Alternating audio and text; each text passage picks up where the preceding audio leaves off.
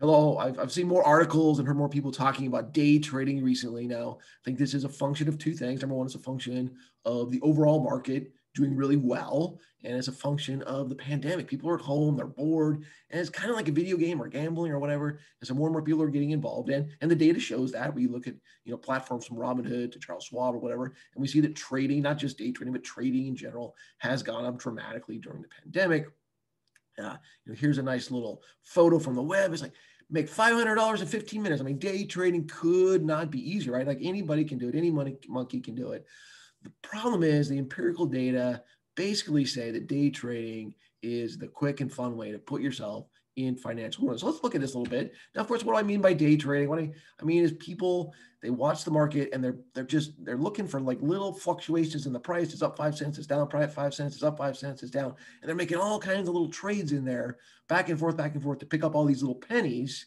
And at the end of the day, they close out all their positions. They have nothing, right? So you're just doing all these kind of non-fundamental, very technical types of trades just to pick up little pennies here and there. That's what we're talking about with day trading. Now, if you look at some of the data, there's a study here, and what they found is that if you think about kind of rational and biased learning, there's some things you would expect. So one thing that you would expect and you find is that unprofitable day traders are more likely to quit than profitable day traders, right? So if you're not very good, you quit. If you're good, you keep going, right? That's kind of what you would expect. But unfortunately, they also found that contrary to what you would expect here, that on the aggregate, the performance is negative, is terrible, right? Most people underperform, and the likelihood, or I should say, those who do well and persist at it over long periods of time, it's in the single digits, right? So you have this very strong likelihood that you're going to fail doing this. That's what the data says, right? So in fact, if you look at kind of that probability of long-term success and look at the data, it shows you that your chance is less than 10% of doing this and doing it well over the long run.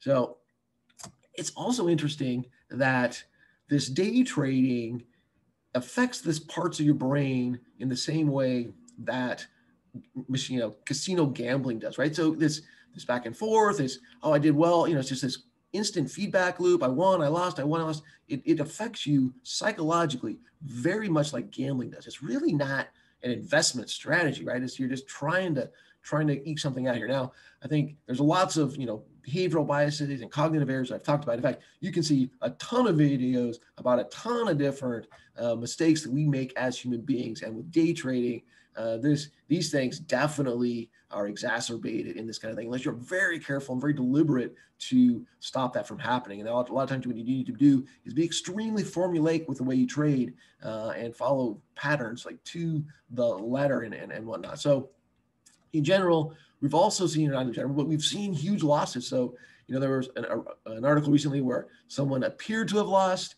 $730,000 and ended up actually committing suicide. Recently, news another person had lost most of the investment money that I started off with. And you can see a video about that, this Robinhood platform and this big loss, or this big apparent loss if you follow this video here. But this is what happens. I mean, people are losing tons of money. Now, there's the other thing you need to consider. Now, I don't know if you know what this is.